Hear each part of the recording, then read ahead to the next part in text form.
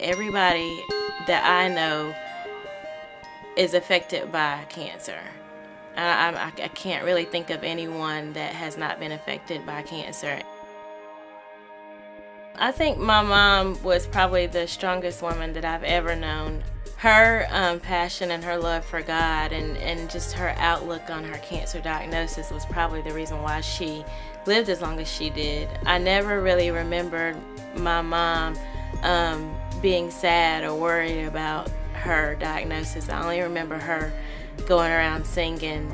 When she was diagnosed, I think my mom was more worried about what she had to accomplish in her life, and she was more concerned about living her life and living out her purpose that God had planned for her.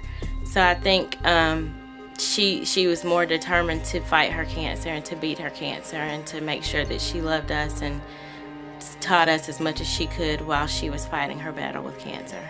Given that 1 in 2 men and 1 in 3 women in their lifetime will be affected by cancer, it's not hard to imagine that just about every one of our volunteers could be affected some way or another, but probably about 1/3 of them are cancer survivors themselves. I believe my mom found out about cancer services through her doctor. She received her first wig from Cancer Services, which was a really big deal for her because she had beautiful hair and she was worried about losing her hair from chemotherapy. So that was one of the really exciting moments of her battle.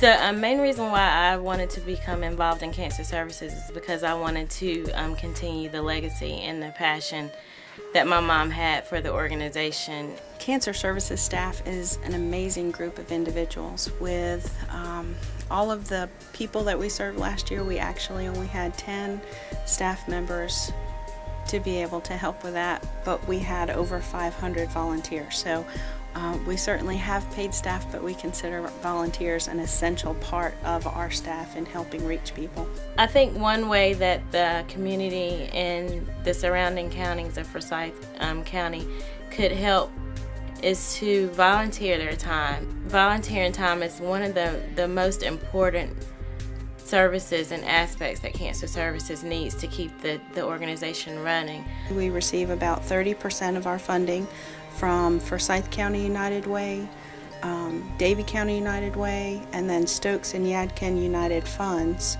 Another 30% of our funding comes from foundations, and the remaining portion of our budget comes from community contributions and agency fundraisers. 95% I think of our budget is used for services that we give back to the community.